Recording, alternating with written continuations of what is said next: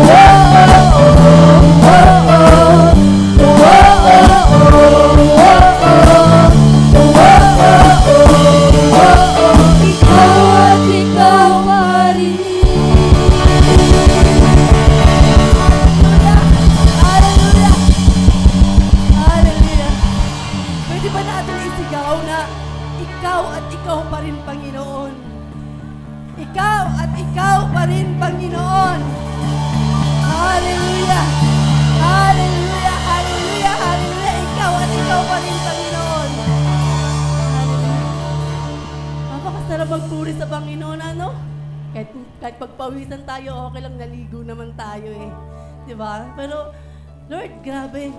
Ito yung truly na rest. Ito yung gumagalaw ka, nagpupuri ka, pero nararamdaman mo yung kapahingahan. Nararamdaman mo yung peace of mind. Kahit marami kang problema, kaya mo yan. Dahil siya ang tunay na Diyos. Siya ang bahala doon. Ang gusto lang ng Panginoon, purihin natin siya. Isentro natin yung heart sa Kanya. Dahil ito yung oras na para sa Kanya. Ito yung oras na mahalaga sa Panginoon na one-on-one talaga. Ang sarap makipag-usap sa Panginoon through worship. Through songs. Doon mo may ilalabas kung gaano kadakila ang Panginoon, kung gaano siya sa tunay sa buhay natin. Doon mo marirealize, oo nga, Lord, no, dakila ka Lahat ng mga nandito sa mundo, creation mo to Even me, creation mo. Kasi hindi mo ako isusupply. Before ginawa ng Panginoon ang mundo, ginawa niya muna ang pangangailangan ng tao. Amen? Hallelujah. Our purpose is to worship Him in spirit and in truth. Because God the Father is the Spirit, right? So, kalimutan niyo muna kung ano mga alalahan ninyo. Sentro natin yung heart natin sa Panginoon.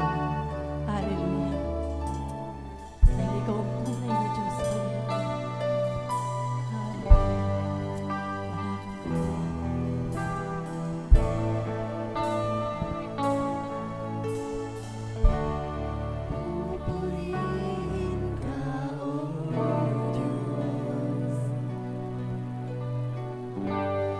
Ang aming alay ay pagsamba.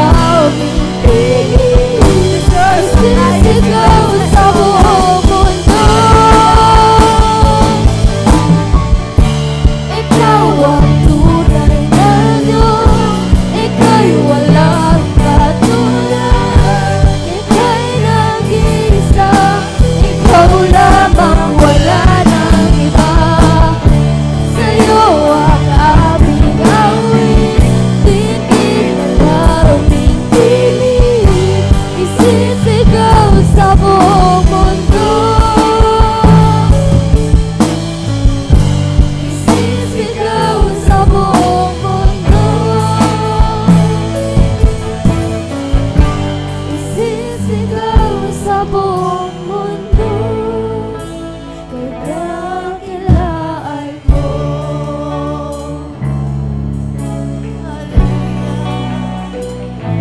Dakila ka, Ama. Dakila ka, Ama. Lord, as we continue to worship you, O God, alam mo na ang pangangailangan namin, Panginoon. Hindi na namin kailangan to sabihin, Panginoon, kundi ang purihin ka lang namin. Tingnan ang kadakilaan mo, ang kaya mong magawa sa amin. Lord, there's our prayer, O God, through songs, O God. Hallelujah. Walang katulad, walang gaya mo. Ikaw lang ang Diyos na sinasambang lubos. Sa paglipas ng panahon, ikaw pa rin hanggang ngayon, at magpakailanman, Panginoon. Itataas, ihahayag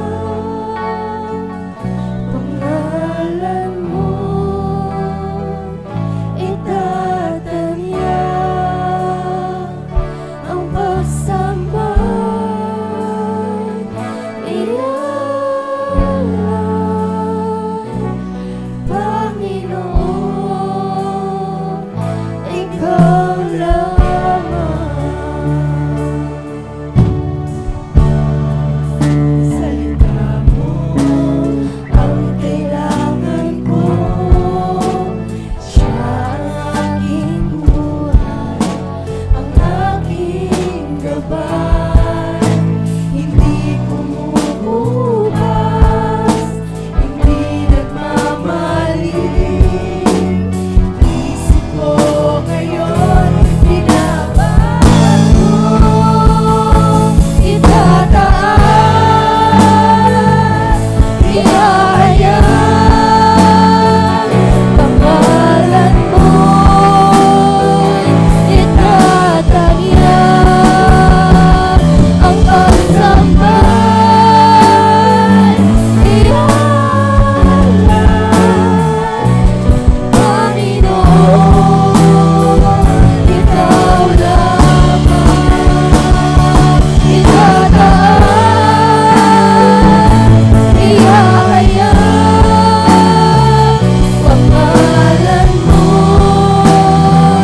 Itatanyag ang pagsambay, ilalay, Panginoon, ikaw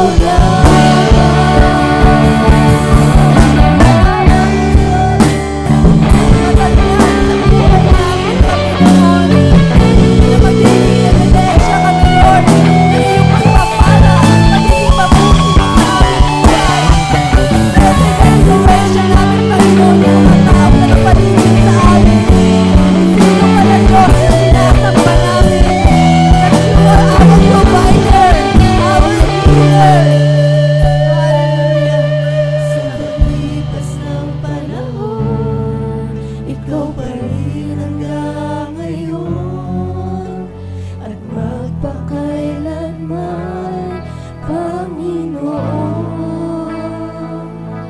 Itataas, ihahayag Lord, yan yung purpose namin, Panginoon, sa mundong ito. pangalan mo.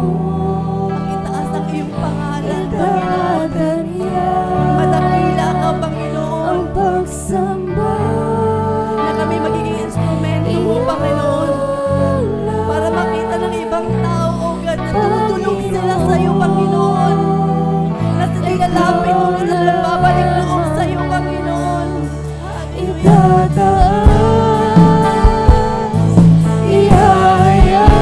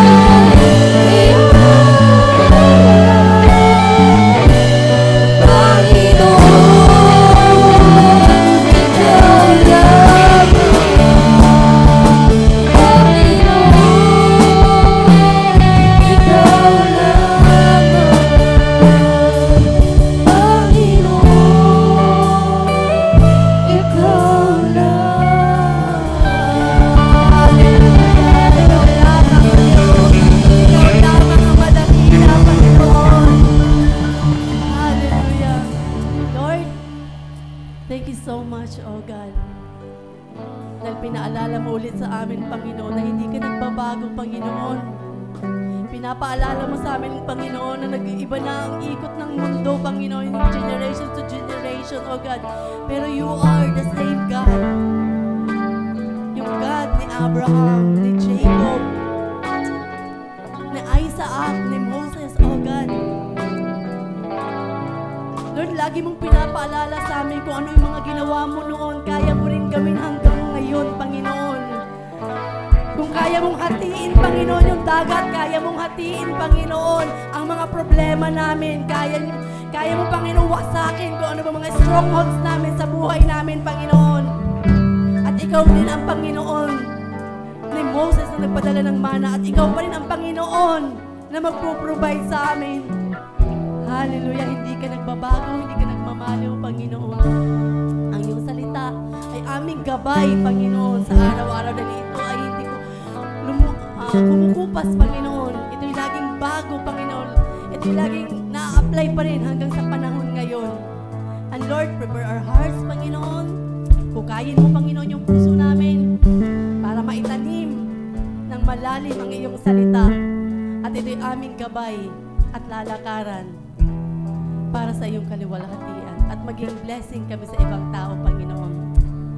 Lord, ang iyong anak na gagamitin, Panginoon, double portion of anointing, O God, na ito'y magiging strong conviction sa bawat isa, Panginoon, na lahat ng meron kami ay sa iyo nang galing, Panginoon, dahil kung wala ka, walang saysay ang buhay namin dito sa mundo.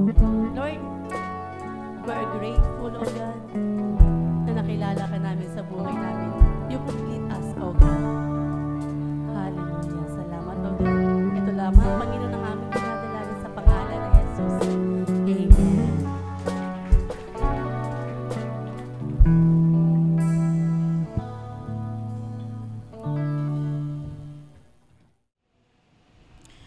A blessed Sunday to everyone. Minsan pa palakpakan natin ang Diyos na dakila, Diyos na tapat, at Diyos na hindi nagbabago. Sabi ko po sa Diyos, hindi para sa akin, kaya mas malakas para sa Panginoon. Amen. Hallelujah. Ngayong umaga pong ito, ako po ay sobrang excited sa aking i-share sa inyo. Ito po yung final na message for our series for the month of September, Mirror, Mirror on the Wall. Yan. At ngayon po, magbubuo tayo ng wall. Because ang ating tatalakayin po ay from the books of Nehemiah. Okay? So if you were here last Sunday, sumigaw ng amen yung nandito nung nakaraan linggo. Wow! Okay, nung last Sunday, Brother Benedict shared to us a message. Sabi doon, very demure, very mindful. Kailangan daw kasi demure. Very demure, very mindful. At saan tayo kailangan magiging mindful? Kasi po, sabi doon sa Deuteronomy 6:7-9, na tayo daw ay pinili ng Diyos upang sa atin, magpasimula sa atin ang pagdaloy ng blessing at ng pabor ng Diyos sa ating anak, sa ating magiging apo, at sa ating thousands of generations. Amen? Ngayon, baka magtatanong kayo, sila naman palang pagpapala, hindi naman ako. No! We have a blessing na tayo tinanggap sa Panginoon. Bakit? Ikaw ay pinili ng Diyos sa lahi mo.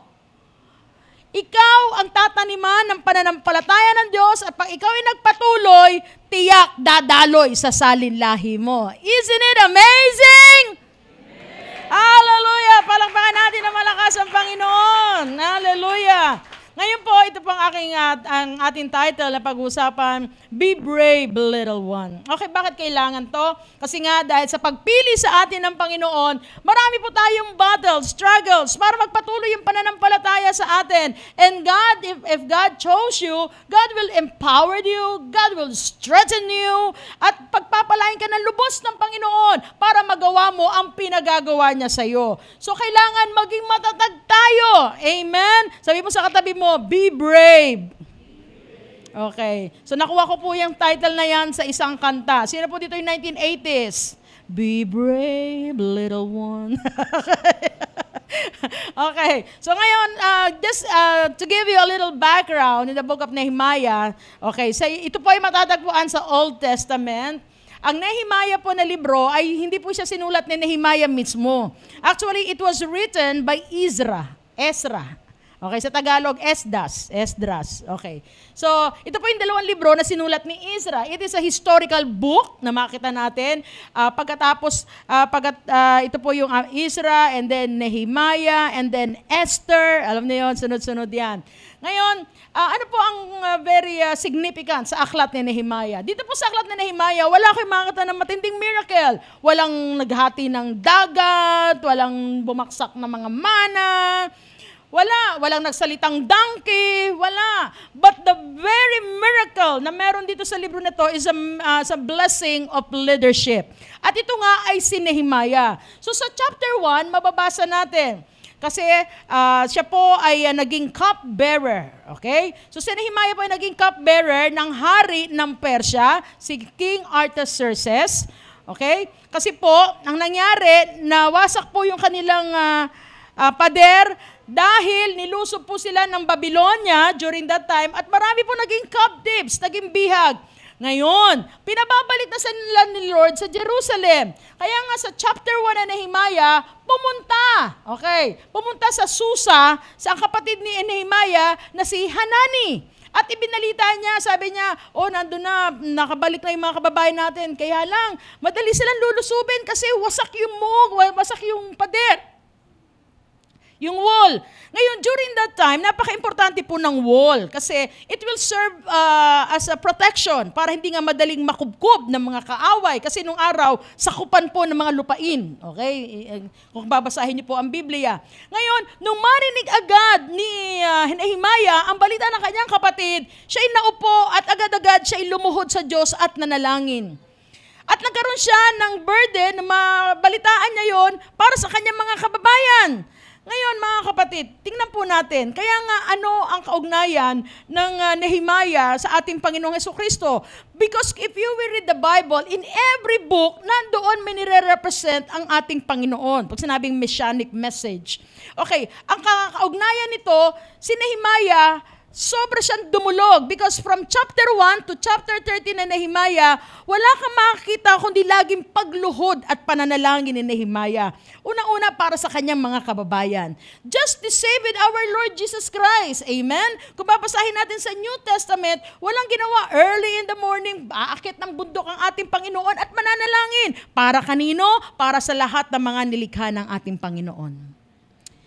Amen. So, bakit napili si Nehemiah? Because ang pagtatayo po ng wall, it is a privilege that will be given sa mga priests, sa mga hari.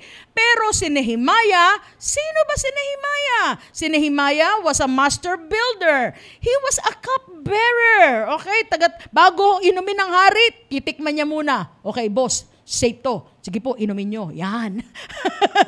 Okay? Kumbaga, and he was an ordinary man. Just like you. Tingnan mo katabi mo. Wow. Yes. Okay? Ordinary. Di ba? He was not a priest. He was not a king. He was not a somebody that pwedeng mag-build ng wall. But, ito tandaan natin, ang Diyos na ating sinasamba, ang Diyos na ating pinaglilikuran, ito ang kanyang specialty. Choosing ordinary people to do extraordinary things. Kaya ikaw, sa tingin ng mga tao, maging sa sarili mo, pag umaharap ka sa salamin, parang minsan, minamaliit natin. At minsan, minamaliit ka. Sa ibang tao, you're just little one. But kay Lord, you are the one to bless everyone. Amen. Hallelujah. Okay, so that's the book of Nehemiah. Ngayon, doon nga sa chapter 1 and then chapter 2, nang pumunta na siya, nakakatuwa. Tinugon ng Lord ang panalangin ni Nehemiah na siya pahintulutan. Okay, bigyan ng permiso. Sila binigyan ng pahintulot ng hari para pumunta doon. At binigyan pa siya ng letter, ito, puntahan mo, makakatulong sa iyo yan. Wow, what a favor. Amen. So pagpunta niya doon, pumili agad siya. Chapter 2, chapter 3, kung sino ang kanya makakasama sa pagbibuild. And he chose, ang pinili niya, may hari, may mga babae, may mga bata. Can you imagine?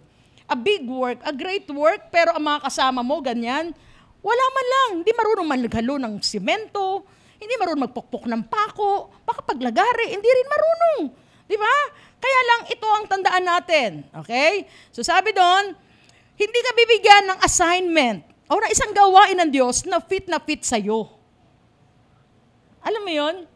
Pag inutusan ka pala ni Lord, siguraduhin ni Lord that is above your calculation. It is above your senses. It's above your logic.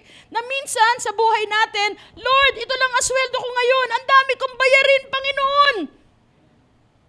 Kahit anong klaseng computation, Panginoon, talagang hindi sasapat. Pero tandaan natin, kaya pala, ang sabi ng Panginoon, ilagay niyo muna sa aking kamay yan. Hinihingi muna yan, di ba? Ano hinihingi niya sa atin? Yung tithe, yung 10%. Ibigay mo muna sa aking kamay yan. At pag dinala mo yan sa kamay ng Diyos, kahit maliit yan, kayang paramihin yan ng ating Panginoon. At pag magtapos na, magsweldo ka na naman, magugulat ka, paano nagkasya yun? Paano dumami yun? Because the God that we worship is the God that is able to do exceedingly abundantly above all the things we ask or think. Ephesians 3:20. Siya lamang ang may kakayanan para paramihin. Kahit sa tingin mo ay kakaunti, kahit sa tingin mo hindi mo kaya, pero kaya kang paunlarin ng ating Panginoon. At pag naranasan mo na lahat yun ng tagumpay, pag natanggap mo na ang malaking blessing mo, ikaw mismo sa sarili mo magsasabi, hindi ako yun, tiyak ang Diyos yun. Ang gusto ni Lord, lagi tayong didepende sa Kanya. Ang gusto ni Lord, lagi tayong aasa sa Kanya. At ang gusto ni Lord, lagi tayong maniniwala sa Kanya na ang Diyos natin ay ang Diyos na makagagawa ng mga imposibleng bagay. Amen. Sige, palakpakan natin ang Panginoon. Because nothing is too big for God's power and too small for God's heart. Pag nakita ni Lord na ang puso mo ay napakalaki para siya bigyan ng gloria. Pag nakita ni Lord ang puso mo ay napakalaki para sa habag at maging mapagbigay ka sa iyong kapwa. Tandaan po natin, tiyak, sasamahan ka at tutugunin ka ng Panginoon. Kaya lang, okay, tandaan po natin, if God wants you to do or decide for something, it is usually followed by oppositions. Tama po ba?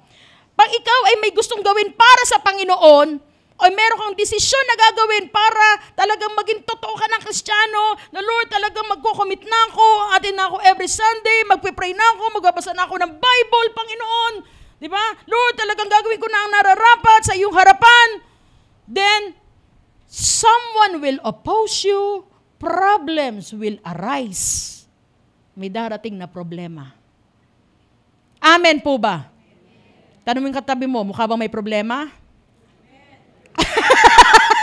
Ang lakas nun na.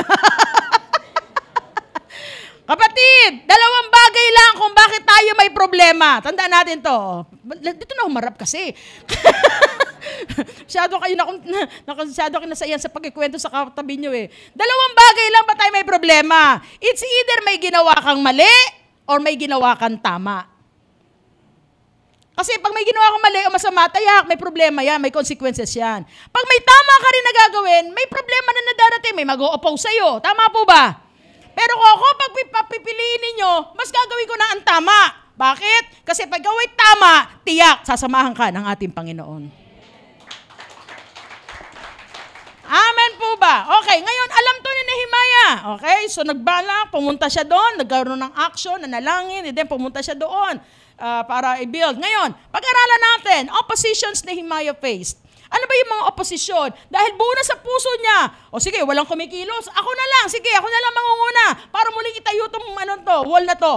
Ngayon, ano ba hinarap niya mga opposition? Okay. Nehemiah 4 verse 1. Okay, tandaan natin. Sabi ko sa inyo, may lalabas sa mga tao na kukontra sa inyo. And enter, kontrabida, number 1. Whoop! When Sanballat, when Sanballat, highlighted yan, heard that we were rebuilding the wall, he became angry and was greatly incensed. He ridiculed the Jews. Si Sanballat ay isang Amreo, okay? Ngayon sabi niya, nung marinig niya, nung mabalitaan niya na, muling itatayo yung wall ng mga Hudyo na yan. Okay, tindahan natin. And in the presence of his associates, okay, sa mga kasama niya, sinasabi ni Sanballat, ano yung naririnig ko na itatayo daw yung wall na yan ng mga Hudyo na yan. Sabi doon, he said, what are those feeble Jews doing? Now, why I highlighted the word feeble? The word feeble in Hebrew word, ang ibig sabihin po niyan, ay isang sanga ng halaman na pinutol at namatay. Okay, ngayon. Ang sabi ni Sanballat, ganito sinasabi, itatayo nyo yan? Deads na nga kayo eh. Baksak na nga kayo eh. Hindi nyo kaya yan? Yun na may tatayo yan. Wala na. Ganyan ka na lang. Baksak ka na lang. Sino ngayon nakaka-relate? Sino ngayon may Sanballat sa buhay nila? Wow, ang bait. Ang bait yun naman, wala kayong oposisyon. Di ba?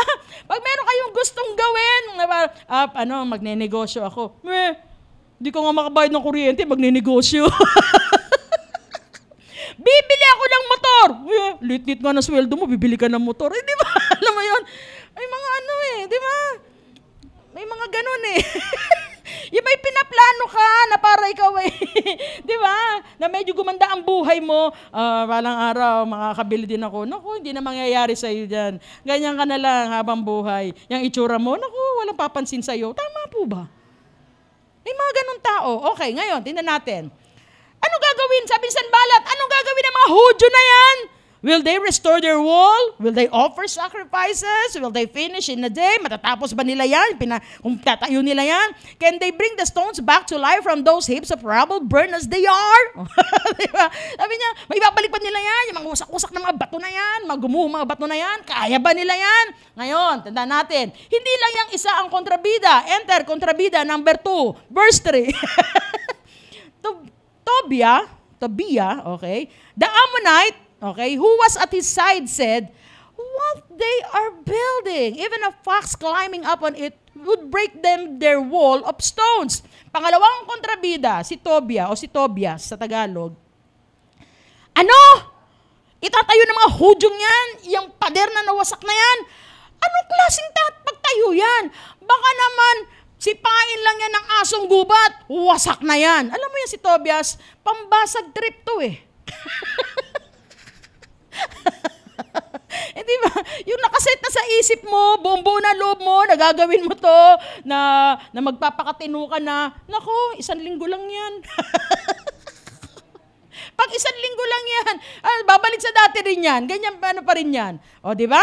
So, iyan yan. So, dalawa, lumabas sa kontrabida. Oppositions ni Nehemiah, Sanballat at si Tobias. Okay, tindan natin. Yan. Tindan mo, mukhaan pa lang yan. Si Sanballat, yan. Mukha pa lang pang-asar na, di ba? Tingnan mo katabi mo, may hawig ba? Wala. Okay. Okay. Okay, si Sanballat, ang pangalan niya in Hebrew word, okay, Sanballat means enemy in secret. Alam mo yon? Napagkaharap ka, uy, ang ganda-ganda mo ngayon, bagay na bagay sa'yo. Di ba? Wow, friend, glooming ka ngayon. Di ba? Pagtalikod, mukha namang ano.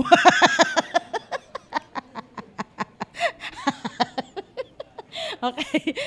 Ito yung mga Christian na umaten sa church, amen ng amen sa preaching. Pero pag lumabas na at nasa bahay, nagkakwentuhan na sila, iling na iling, di ba? Ewan ko ba kay pastora ko, nung pinagtututuro, di ko na mamaintindihan. Yan! Mga Sanballat na yan. Di ba? Praise the Lord. Amen! Hallelujah! Di ba? Tapos pagkatapos na niya, ano ba yun? Wala ko naintindihan. Okay? Ito yung mga tao sa paligid natin. Pag umaasenso ka, di ba? Lalapitan ka. Uy, alam mo, talagang natutuwa ako sa nangyayari sa iyo. Tapos pag may problema dumating, biglang magsasalita, sinasabi ko na nga ba, may mga kalokohan na ginagawa yung mga taong yun. Alam mo yun? Okay, ito naman, si Tobias. O, di ba? Magkahawig. Si Tobias naman, ang ibig sabihin ng pangalan niya sa Hebrew ay mocker. Ayan. Basher sa ating panahon. Tama ba? Manunuya nga eh. Sabi niya, naku, hindi naman magtatagal yan. Bibigay din yan. Hindi nila matatapos yan. Di ba? Hindi naman sila kumpleto sa gamit eh. Wala naman silang pampondo dyan. Oh, yan. Yan ang mga mocker. Tandaan po natin, Pag ikaw ay may pinagagawa sa iyo si Lord, may pinadidesisyon sa iyo si Lord, mag-expect ka na ng mga oppositions at talagang pipigilan ka ng kaaway. At yung Sanballat o Tobias na yan, yung mga enemy secret, yun yung espiritu. Kaya lang nilalagyan ng mukha yan. Na minsan, ang mukhang yan, pwedeng kapitbahay mo. Pwedeng classmate mo. Pwedeng kaibigan mo. O pwedeng asawa mo. Pwedeng anak mo. Pwede ring churchmate mo. Oh. Amen. Ala, itutuloy ko pa po ba? Tahimik na kayo eh. Parang nag-uumpisa pa lang ako, nalulungkot na kayo eh. Parang ako lang masaya dito sa harapan. Tutuloy ko pa po ba? Okay, palakpakan natin ako. Okay. Kay Sanballat pa lang tayo at kay Tobias. Okay po ba? Okay. Sundan natin ha. Ngayon, paano hinarap ni Nehemiah ang mga oposisyon na yon? Wow, kaya pala siya ipinili ng Panginoon. Ang ganda ng matututunan natin to. And I pray that we will open our hearts and our minds. Amen.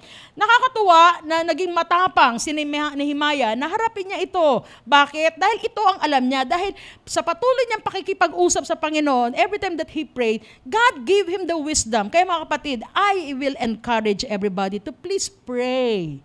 Always pray. Kasi pag tayo nananalangin, doon tayo na-empower. Pag tayo nananalangin, doon tayo nagkakaroon ng karunungan. Amen? And God will give us wisdom na magkaroon tayo ng tamang tugon sa bawat sitwasyon na ating kinakaharap. Amen po ba? Okay, paano hinarap ni Nehemiah ang mga opposition na ito? Una, alam ni Nehemiah na pag may breakthrough, may progress, may advancement, it will invite oppositions.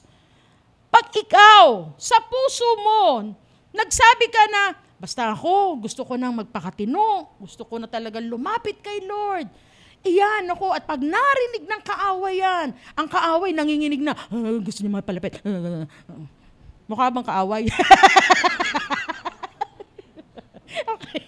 Nanginginig na yung kaaway para i-distract ka, i-oppose ka para hindi ka tumuloy sa paglapit sa Panginoon o gawin ang pinagagawa sa iyo na mabuting bagay ng Panginoon. Especially if it is building. Tama po ba?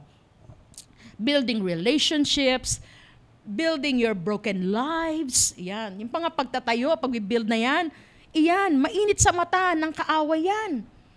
Kaya nga, pag ikaw, alam mo, may karunungan ka, ito ang maintindihan natin. Ito'y mag-i-invite ng mga oppositions, just like with Nehemiah. Okay? So, sabi doon, ang tanong kasi, tandaan po natin to, pag ang isang Kristiyano, isang tao ay nagdesisyon na siya ay mag-advance, maging mag-progress o umangat, di ba? Magpatuloy sa Panginoon, lagi siyang i-oppose ng dyablo. Ngayon, ang problema, tingnan natin, pag wala ka nararamdaman na opposition, there is something wrong with you, kapatid.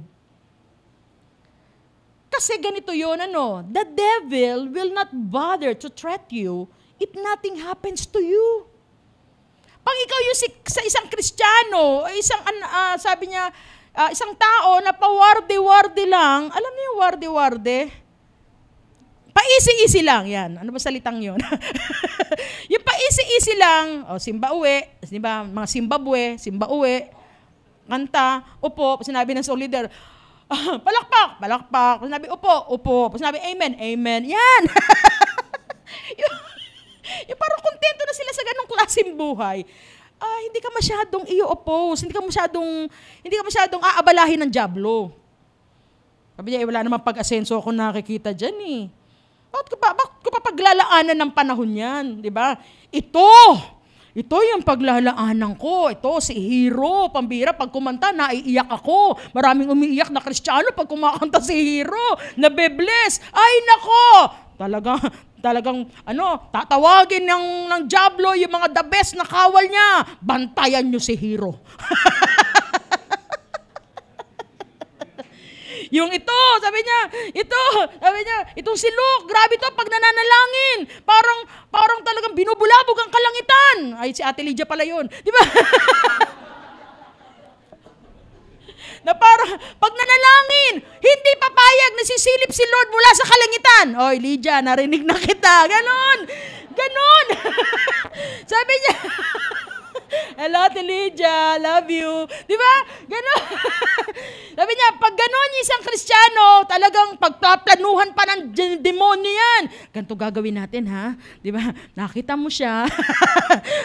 Yung maghaharap ka ng ganito, di ba? Iharap mo yung sexy babae. Kunyari, crush na crush si hero. Para tapos pag Sunday, yayayain mo. Sabi mo, labas naman tayo para hindi na makakanta si hero sa church. Yan, ganyan. Ganyan yan. Ginaganahan ako doon. Sabi niya, ganun ang gagawin ng kaaway. Talagang pagplaplanaw ka niya, paglalaanan ka ng panahon ng dyablo para istorbohin ka. Pero pag ikaw, wala lang. Naku, sabi ng dyablo, huwag niyo na kapabalaan yan. Kakampi natin yan.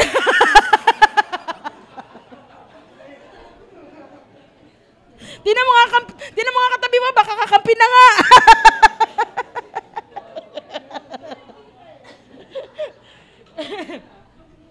I love this preaching. Okay, di ba? Sabi doon. Ngayon, tinan mo ha. Minsan talaga, yung mga taong nag-o-oppose, nagsasalita, at mga Sanballat at Tobias, ito yung mga taong walang ginagawa at wala pa nagagawa. Diba? Kaya ito'y mahilig magreklamo at manuya. Sa bahay natin, siya yung hindi naglilinis, siya yung mareklamo. Ba't ang dumi-dumi ng bahay? Tapos pag inutusan mo, ba't ako? Alam mo yun, bakit ako? Sa gobyerno, sino yung mga marereklamo? Yung walang trabaho.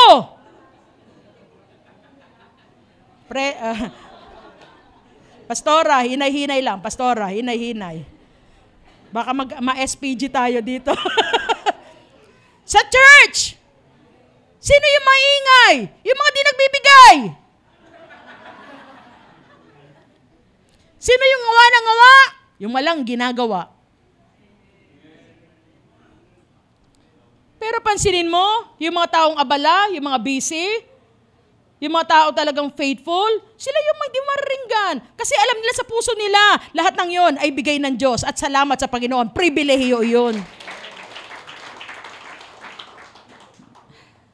Tutuloy ko pa po ba talaga? Okay, sabi doon. Pag nagsimula ka ng humakbang at nagdesisyon ka na gawin ang pinagagawa sa iyo ng Lord, magpapakita na ang mga oposisyon sa buhay mo. Lalabas ang maraming problema. Amen po ba? Pero tandaan natin, paano hinarap ni Nehemiah ang mga oposisyon na ito, o mga problema? Okay, tandaan po natin to. Ganito kasi ang mga oposisyon. Lahat ng mali, nakikita. Pero, hindi nila alam kung paano ito itatama. May kakilala ba kayong ganito, dito sa Pilipinas, ganyan, maraming mga matatalino, lalo sa kalsada. Sinasabi ko na kasi dapat gumawa ng kalsada na ganyan, dapat dito pinaparaan yung mga ang gagaling Pag sinabi mo, hindi, ikaw tumakbo, ayoko, ba't ako? Diba? Tapos minsan, pupunahin ka, lahat ng mali mo. O sige nga, tanungin mo. O sige, anong gagawin natin? Basta! Diba? Nakikita yung mali, pero pag tinanong mo, paano natin itatama yan? Paano yung ayusin? Basta! Diba? Ganun lang, basta! Pero, mga kapatid, kung may mga opposition sa inyo ng mga tao, nag-criticize sa inyo na ganyan, lahat lang ng mali ang nakikita sa ating buhay. Pero tandaan natin, ang Diyos na ating nakilala at ating sinasamba, ito siya. Kay Lord, alam niya lahat ng ating pagkakamali, even noong bata pa tayo. Diba? Mula noon, nakaraan natin, alam ni Lord. At salamat kay Lord. Kahit alam niya, siya rin ang may kakayanan para ito'y ayusin at itama. Hallelujah. Amen po ba? Okay, tandaan po natin. Pag may narinig kayo, may mga nag-o-oppose sa inyo, may nag-criticize sa inyo, ito lang isang bagay na nais kong ibahagi sa inyo at naway matutunan ninyo na aking mga kapatid. Buksan niyo po inyong pagkakaunawa. Pag mayroong pumupuri sa inyo, huwag niyong ilagay sa ulo ninyo. Bakit? Nakapagpapalaki ng ulo yan. At nakapagpapalakpak ng tenga yan. Di ba? Pag sinabi mo, ganapur sa'yo, wag papalakpak ang tenga mo. Ano itsura mo? Malaki ulo mo. Pumapalakpak ang tenga mo. Para kang monster. Ang laki na, tapos papalakpak. Gumagalaw yung tenga na ganun. Di ba? Pero sa totoo lang, ito yung mga tao di ba? Na pag meron sila narinig, syempre naman ako pa. Alam mo, nakaka-bless ka. Syempre naman, di ba? Kilala mo naman ako, di ba? At pag merong nag-criticize sa atin, huwag natin yan ilagay sa puso natin. Trending ngayon, di ba? May isang doktor siya, nagkaroon siya ng cancer. Ano daw ang cause? Kasi hindi niya na-stress siya sa mga komento sa kanya. Di ba? So pag dinala mo lahat ng puna sa puso mo, bibigat ang puso mo, mai-stress ka, mapoprostrate ka, madedepress ka, bibigay ang katawan mo, bibigay din ang pananampalataya mo. Kaya marami na paparalyze eh. Kaya nga, pag intindihin natin to mga kapatid na, pag merong pumuri sa atin, ibalik lahat ang gloria sa ating Panginoon. Sa taas ang balik. Lagi natin sasabihin, kung hindi ako sinamahan ni Lord, kung hindi ako tinulungan ni Lord, kung hindi ako pinagpala ni Lord, hindi ko magagawa yon. It's all by His grace and mercy to me. Amen. Hallelujah. At pag meron tayong criticism na natanggap, mga pagpuna, huwag natin itong dadalhin dahil unang-una, kilala mo sarili mo at mahalaga, kilala tayo ng Diyos. Kaya nga, okay, sabi doon, si Nehemiah, ano ginawa? Nung narinig niya na nandyan sa Sanballat, sila Tobias, ang dami sinasabi, tinutuya sila, iniinsulto sila. Verse 4, Hear us, O God, our God, for we are despised. Lord, pakinggan mo. Iniinsulto kami, Lord. Minamaliit kami. Kinukutya kami, Lord. Turn their insults back on their heads. Panginoon, ibalik mo sa kanila ang mga pangiinsulto na binibigay nila sa amin. Give them over as plunder in the land of captivity. Na pagdating, Lord, alisin mo lahat ng kanilang ari-arian at sila din, Lord, ay mabihag ng mga ibang lahi. Tandaan po natin to, bilang mga anak ng Diyos, we are protected by God. Genesis 12 verse 3, I will bless those who will bless you, I will curse those who will curse you. Amen po ba? So napakaganda ng ginawa ni Nehemiah. Pumunta siya agad sa Panginoon, lumuhod sa Panginoon. So verse 6, so when we built the wall till all it reached half its height, for the people worked with all their hearts. Ang nakakatuwa kay Nehemiah, nung marinig niya yun, nanalangin siya, and then paglabas niya, back to work. Trabaho uli. Minsan tayo ganito. Sinabi niya yon, kuha ng cellphone, popost. Kayo lang masyadong mapanghusga. Diba? Punta agad sa social media, patama quotes. Pambihira. Back to work, si Nehemiah. Diba, huwag niyo papansinin yun. Hindi niya pinansin sina Tobias, sina Sanballat, hindi niya pinansin. Sinumbong niya kay Lord. Hindi siya nagsumbong kay Tulpo, kay Lord. Diba? Okay, ngayon, tandaan po natin to. Pag merong namuna, may nag-oppose sa inyo, don't react. Don't answer. Don't defend. Huwag niyong pagtanggol ang sarili ninyo. Huwag kayong mag-react. Hala, ba't ako sinabihan ng ganun? Akala ko pa naman kaibigan ko siya. Ganun. Siya pala maglalaglag sa akin. Di ba? Huwag mo sagutin sila. Yung lahat ng mga tinatanong nila, kine-question, yung ginagawa mo, huwag mo sila sagutin. Huwag mo depensahan ang sarili mo. Bakit? Your response is not going to convert your critics. Na kahit anong tugon mo sa kanila, na kahit anong pagdidepensa sa sarili mo, hindi mo mababago ang mga kritiko mo. Dahil ang pwede lang magbago ng kanilang puso ay ang ating Panginoon. May magbabago ba pag dinipensahan mo sarili mo? Kaya mga kapatid, di po ba? Huwag tayong, kung saan tayo pumupunta, kung sino-sino kinakausap natin, kumukuha tayo ng kakampi, tandaan natin, pag ikaw ay may Diyos sa buhay mo, ikaw lang at ang Diyos sapat na, tiyak, panalo ka na. Kaya yung mga humahanap ng mga simpatya at mga kakampi, naku po, bakit ka humahanap ng kakampi? Halika tayo, di ba? Tayo. Buo tayo ng party. Buo tayo ng partido. Birthday party. Di ba ganon? Ay, hindi niyo nakuha. Di ba? Pag ikaw, meron katulad din na Nehemia, dulog agad sa Panginoon and then balik sa gawa. Kaya, ano nangyari? Tandaan natin to. Bakit yun ang gusto sa atin ng Panginoon? Huwag natin papansinin. Idudulog sa Kanya.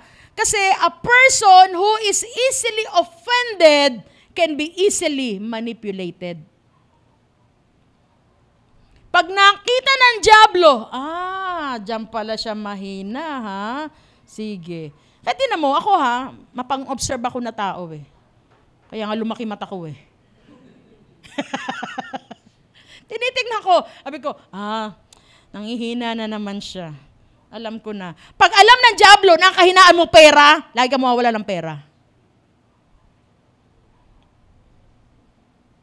Kasi kahinaan mo yan eh. Diyan ka naman manipula ng kaaway eh. Diyan ka napapahinto ng kaaway. What I mean? Diyan ka napapahinto, napaparalyze ng kaaway. Kung saan siya nagiging effective para hindi ka magpatuloy at ikaw tumigil sa iyong paglakad bilang Kristiyano, doon ka titirahin lagi ng kaaway. Amen!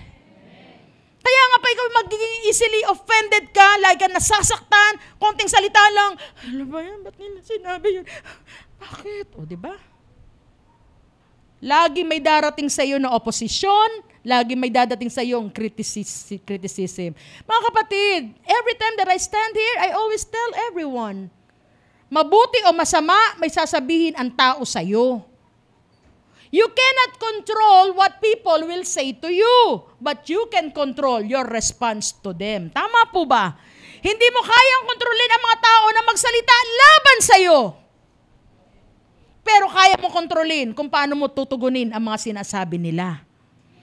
Kasi kahit anong depensa na gawin mo, kapatid, kahit anong pagtugon mo, kahit labanan mo pa yan, kahit sa kayo mapunta, tandaan natin. Sige, paupuin po muna sila. Mga seats po ba? Yan, okay. So kahit anong pagtugon po natin, hindi po sila mababago sa kanilang maling isip at maling pananalita laban sa atin. Maliban na lang na idulog mo sa Lord, Lord, baguhin mo po sila. At minsan, baka tama naman ang sinasabi nila. Ay minsan, sabihin mo rin, Lord, bigyan mo ko ng kaliwanagan ng isip. Kung ano man nakitang mali sa akin, baguhin mo po ako. Amen? Okay, kasi minsan baka may sinasabi, baka totoo naman, may nakikita naman talagang mali. Okay? So, pag ikaw ay easily offended, you can be manipulated. Kaya yung mga Kristiyano na talagang, alam mo na, pag masaya-masaya, ayan. Kasi alam mo na, puno ang bulsa. Pagpasok pa lang sa church, hallelujah, hallelujah, hello. Di ba? Ang saya-saya. Pero pag may problema at may kakulangan, pag kumakanta yan, tagal. Bagal na bagal. Kapatid, nawa, ang ating pananampalataya, ang hotness ng ating pananampalataya ay di nakadepende kung may blessing lamang tayo, kung maayos ang ating pamumuhay, kundi ano man ang ating sitwasyon, ano man ang ating kalalagayan, may laman man ang bulsa o wala, kay Kristo pa rin tayo. Amen po ba? Ngayon, tindan natin. Pangalawa, hindi pinansin ni Nehemia si Tobias sa Sanballat. Kasi sabi ni Nehemia, pwede ba? Ayoko kayong pansinin. May pinagagawa sa akin si Lord eh. Tandaan natin number 2, always turn to the higher level, not to lower level. Mga kapatid, hindi natin sila ka-level. Bakit? Kasi ang nag-uutos sa atin ay kataas-taasang Diyos. Amen. Para ikaw ay utusan ng Diyos, ibig sabihin, pinagpala ka. Bakit hindi binigay ni Lord sa ang antas na yon? Di ba katulad yung pagre-rebuild ng wall? Bakit hindi sa mga hari o matataas sa tao binigay? Pero bakit sa ordinaryong si Nehemiah? Just the same with us. Bakit ikaw ang gagamitin ng Diyos sa lahi mo? Bakit ikaw ang pinunlaan ng pananampalataya ng Panginoon? It's a privilege to be chosen by God dahil hindi lahat ng tao ay pinili ng Diyos.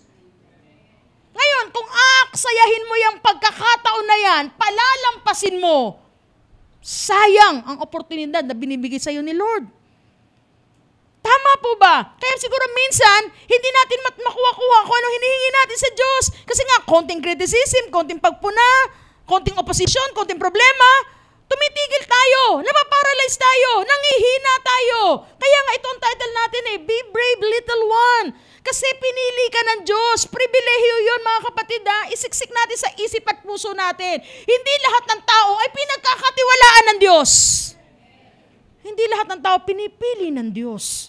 Pero tayo pinili ng Diyos. Kaya nga sabi doon, ngayon, so verse 7, But when Sanballat, Tobiah, the Arabs, the Ammonites, and the people of Ashdod heard that repairs to Jerusalem walls had gone ahead, na nagpapatuloy at umaabanse, may progress, and that the gaps were being closed, they were very angry. Nung makita nila, nabalitaan ng mga kaaway nila na, uy, naku, malapit nang matapos. Lalo silang nagalit. And they all plotted. Nagplano sila together to come and fight against Jerusalem and stir up trouble against it. And then again, nung mabalitaan ito ni Nehemiah, and we prayed to our God and posted a guard day and night to meet this threat. Okay? Nung marinig na naman na mayroong problema na darating, lulusubin sila, nanalangin uli si Nehemiah. Ngayon, sa verse 10, Meanwhile, the people in Judah said, the strength of the laborers is giving out, and there is so much rubble that we cannot rebuild the wall. Sabi niya, may sabi kay Nehemiah, naku, napapagod na yung mga tao. Baka hindi na matapos yan. Kasi nalulupay-pay na sila. Okay? Siyempre, siguro araw at gabi. Kasi it is only 52 days natapos yung wall. Basahin niyo Nehemiah chapter 6 verse 15. 52 days lang natapos nila kasi nga, di nila pinapansin, may mga distractions, may mga positions, sila gawa lang ng gawa. Ngayon, tingnan natin. Therefore, sa verse 13, ito yung magandang ginawa ni Nehemiah. Nung marinig niya na may lulusob, nung marinig niya na nangihina na yung mga manggagawa, yung mga laborers.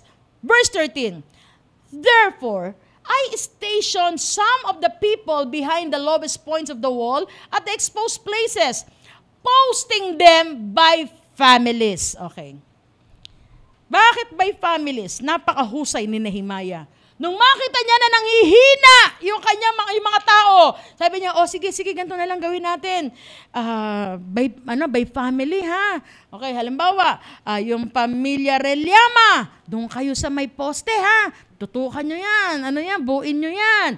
Okay, yung pamilya ng Ablay, doon kayo sa may bandang likuran ha. Bakit by pamilya ang ginawa ni Nehemiah? Lalo na tayo mga magulang. We know. Amen. Na pag tayo nangihina, ang pamilya natin ang ating kalakasan.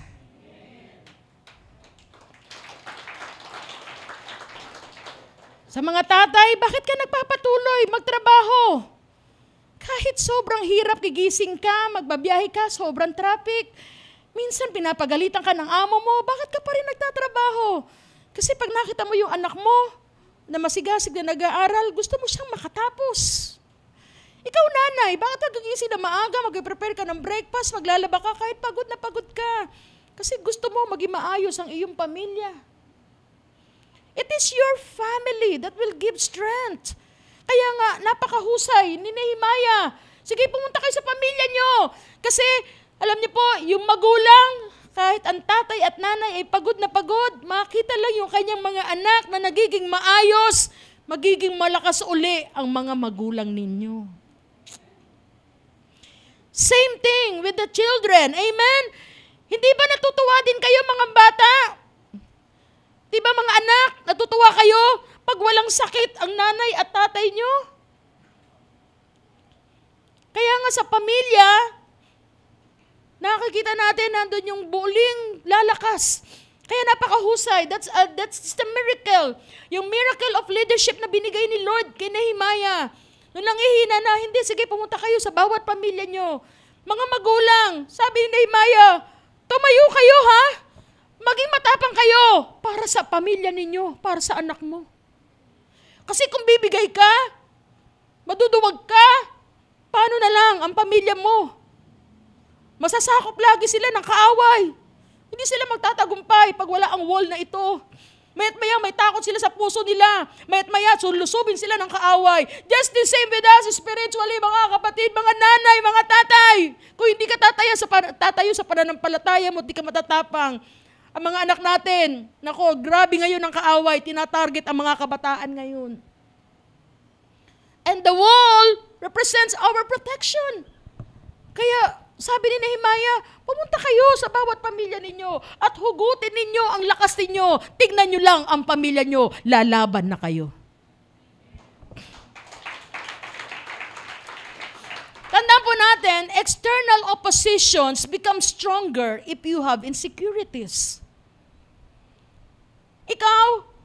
Kaya ikaw lagi na ng kaaway, ang dami mo kasing insecurity sa buhay mo. Diba? Minsan magkasabi, para sa atin, mga kababaihan, di ba? Bakit tayo nagpapaganda? Di ba para sa ating asawa? Ewan ko sa inyo. Di ba? Kasi minsan, may magsasabi sa atin, ano ba yan, itsura mo, para ka ng di ba? Ang katawan mo, para ng drum, para ng bariles. Ang itsura mo, bakit ganyan ka na?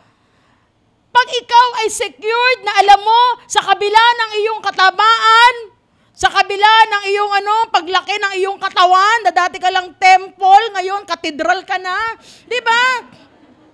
Pero mahal ka pa rin ng asawa mo, then you feel so secured. Ngayon din sa mga bata, di ba? Sa mga anak, kahit ano siya nasabi sa inyo, o ganyan lang kayo, pero ang mahalaga, mahal ka ng mga magulang mo, magkamali ka man, mahal ka pa rin ng mami at daddy mo. Kaya nga pag sa mga secured na mga tao, yung walang insecurities, kahit ano mapakinggan nila, okay lang. Diba? Ano naman ngayon kung ganito itsura ko? Ang mahalaga, love pa rin ako ng asawa ko. Diba? Amen po ba? So tandaan natin na lumalakas ang oposisyon sa atin at nagiging malakas ang epekto ng oposisyon sa atin pag ikaw ay insecure na tao. Pero pag ikaw, higit sa lahat mga kapatid, huwag kang ma-insecure. Bakit? Anak ka ng Diyos. Hallelujah. So tandaan natin, if you have a strong God, there's no battle that you can't win. Kaya sabihin mo sa katabi mo, be brave, little one. Yan. Diba? Kaya maging matapang tayo. Because we have a strong God that is backing us up. Lagi nandyan yan. Diba? Pag may pinagawa, pag ang Diyos nagpagawa, nag-utos, tiyak hindi kanya pababayaan. Huwag kang mag-alala sa panggastos. Pag may utos, may pangtustos. Number 3, pangatlong matutunan natin kay Nehemiah. Remember the Lord who is great and awesome. Kasi sabi ng mga nanghina daw. Namarin nila, ano ba yan, pagod na pagod kami, lulusubin pa. Paano na kami? Paano kami makakatayo na to? Paano kami makakalaban? So ito encouragement ni Nehemiah sa kanila. Sabi doon sa verse 14, after I looked things over, I stood up and said to the nobles, the officials and the rest of the people, don't be afraid of them. Remember the Lord who is great and awesome and fight for your families. Lumaban ka para sa pamilya mo, your sons and your daughters, your wives and your homes. Tumayo ka, lumaban ka. Hindi lang para sa akin, kundi sa pamilya mo. Alalahanin natin kung paano sinamahan ng ating Diyos ang ating mga ninuno. Nung sila ay gusto makalaya, pinabuka niya ang dagat na pula. Diba? Nung sila'y nagugutom, pinaulan ng mana, ng pagkain, may pugo pa. Diba? Hindi lang basta burger, may chicken joy pa, pambihira. Diba? Tapos, meron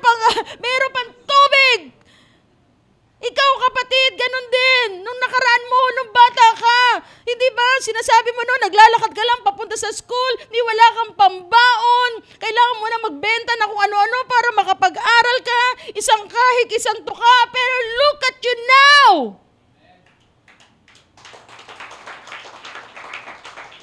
Alalahanin mo yun. And that's enough for you para lumaban. Kasi ang Diyos na ating nakilala, He is the same yesterday, today, and forever. If He did it before, He will do it today. Kung ginawa niya noon, gagawin pa rin niya ngayon dahil hindi nagbabago ang ating Diyos. Kaya kung ikaw'y nangihina na gusto mong bumigay, sabi ni Nehemiah, alalahanin mo yung mga milagrong yun. Alalahanin yung mga himala na ginawa sa buhay mo. Just the same with us, kapatid. Alalahanin natin kung paano tayo sinamahan ng ating Panginoon. At ngayon, we're still standing dahil tayo nakakatayo, dahil nakasama natin ang ating Panginoon. Amen. Hallelujah. Ngayon, ang sabi doon, the greater the opposition against you, the greater the opportunity of God to fight for you. Alam mo ba? Nung marinig na yon, na sinasabi ni Nehemiah, na in-encourage niya yung mga Israelita, alalahanin yung ating Diyos, at sinabi niya isa-isa, pinabukan niya yung dagat, nung marinig na makaaway niya yon, nag-alisan sila. Natakot sila. Grabe pala ang Diyos na sumasama sa kanila. The same thing with us, mga kapatid. Di ba? Hindi natin kaya labanan ng mga oposisyon kung sa sarili lamang natin. Kaya hindi ko alam ngayon na napunta ka dito sa church, hindi ko alam kung anong wasak sa buhay mo ngayon, kapatid. Ang buhay mo, buhay ng anak mo, yung negosyo mo, trabaho mo, pero isa lang ang alam ko para tayo makakaahon at muling mabuo kung tayo'y sasamahan ng ating Panginoon. At para mawala yung opposition na yan at matakot ang dyablo, let us speak the name of Jesus. Because it's only Jesus has the power to rebuild our lives, to restore the broken relationships, to restore your broken hearts, at para ibalik ang kayamanan na inagaw sa iyo ng kaaway. Gusto mo bang gawin ito? Ipaparinig natin ngayon sa kaaway. Let us speak the name of Jesus, because in Jesus' name, there is power, there is hope, there is healing, there is power. Amen! Hallelujah! And if you're ready, sige tayo po lahat ay tumayo. Hallelujah. This is the time. Kailangan natin manindigan, mga kapatid, maging matapang, especially in proclaiming the name of the Lord. Kasi sabi ko sa inyo, pag nakita ng dyablo na napapatigil ka niya sa pagsamba sa Diyos dahil sa problema mo, lalo kanyang mamanipulahin. Ipakita natin sa ating kaaway na kahit may mabigat tayong problema, itataas pa rin natin ang ating kamay, ibubukan natin ang ating labi, at isisigaw natin ang pangalan ni Jesus. Amen. Hallelujah. Yes, oh God.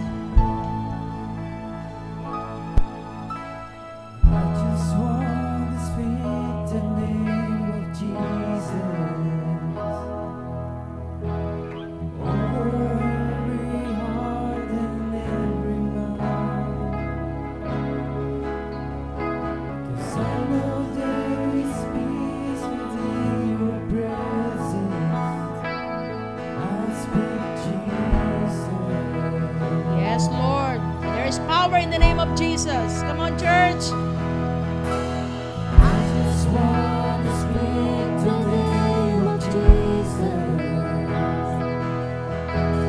Every dark addiction starts to break. Declaring there is hope and there is freedom. I speak Jesus.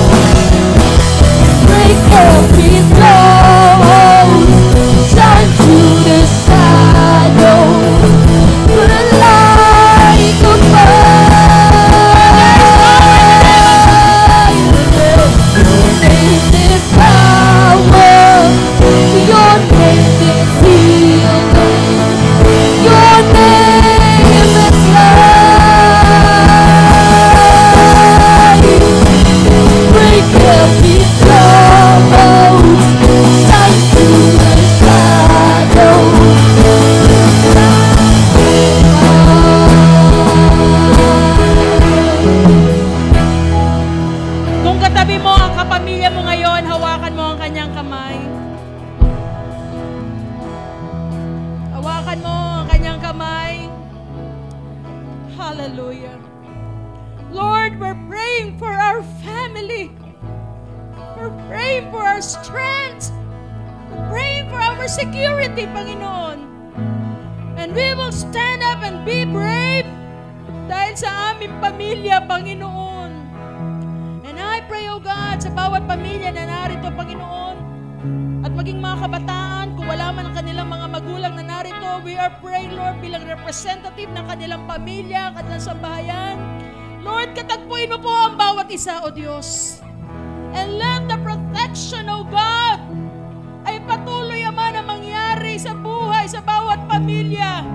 I declare, Lord, Psalms 91 verse 10 to 11, no evil, walang gawa ng kaaway na makapananaig sa aming mga buhay. Walang salot, walang sakit karamdaman na papasok sa aming tahanan, Panginoon. Na ano man ang mga panganib, O Diyos, maging, Lord, ang aming mga pangailangan financially, O God. Lord, ang mga trabaho, negosyo ng mga magulang nila, pauunlarin mo, Panginoon, na ang negosyo na ito, ang mga kikitain at mga sahod ng mga magulang nila, ito, Lord, ay makabibili ng mga pagkain sa araw-araw. Lord, makakatustos ng tuition fee ng kanilang mga anak. Hallelujah! Lord, na mga pamuhay ng maayos, O Diyos. Hallelujah! O God, ang mga nanay na narito, Panginoon, give them the wisdom, O Lord, to administrate, O Lord, ma-manage, maging mabuting katiwala, Panginoon, ang mga kabataan na narito, Lord. Lord, katagpuin mo, Panginoon. Alisin mo ang kanilang desire, mga worldly desire. Hindi sila magko-conform sa worldly things, kundi, Lord, tatayo sila bilang mga anak mo, Panginoon. There will be the next generation na may takot sa iyo, Panginoon. Na sila, Lord, ay magiging kakaiba sa mundong ito. O God, pakinggan mo po, Panginoon, ang daing ng aming mga puso. As you heard Nehemiah, Panginoon, ano man ang mga wasak na mga pamilya, relasyon, ano man ang mga wasak, Panginoon, na Lord, na gusto naming mabuo.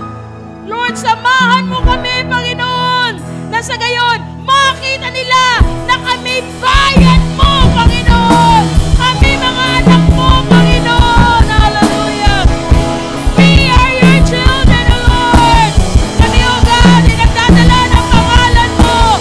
Makita ang gloria mo sa aming buhay, sa aming pamilya. Hallelujah. Yes, Lord. Jesus in the darkness over every enemy. Jesus for my family, I sing the holy name. Jesus. Shout Jesus. Shout Jesus from the mountain. Jesus in the street. Jesus in the darkness over every enemy. Jesus for my family, I sing the holy name. Jesus. Shout Jesus. Shout Jesus from the mountain. Jesus in the street. Jesus in the darkness over every enemy. Jesus for my family, I sing the holy name. Jesus. From our hearts, Your name is power. Your name is healing.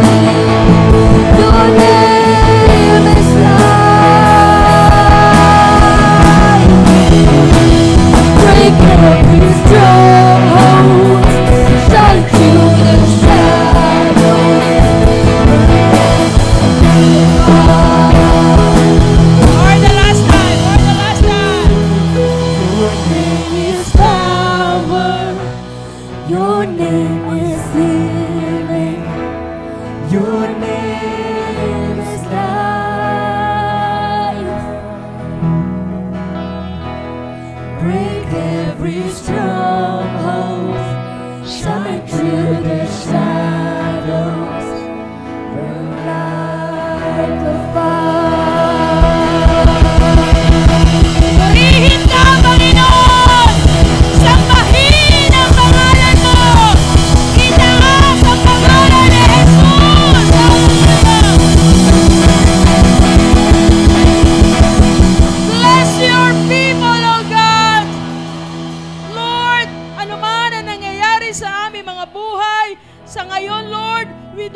know what to do, but our eyes are on you. Dahil alam po namin, Panginoon, Ikaw ang may kakayanan upang kami, O Lord, ay muling makatayo at muling mabuo, muling pagpalain at iyong pagagalingin. Samahan niyo po kami, Panginoon, sa araw-araw ng aming pamumuhay. At anuman ang lesson na aming natutunan kay Nehemiah, Lord, ia-apply namin ito, Lord. And we know, Lord, we are secured, we are empowered because we are your children. Salamat mo, Panginoon. Sa iyo lahat ng papuri, sa iyo lahat ng parangal. Sa pangalan ni Jesus. Okay, let us give our tithes and offering. Hallelujah. Panginoon, maraming salamat sa pang-araw-araw, Panginoon. And this is my prayer, O Lord, na patuloy na mag-manifest ang iyong kapangyarihan sa buhay ng bawat isa.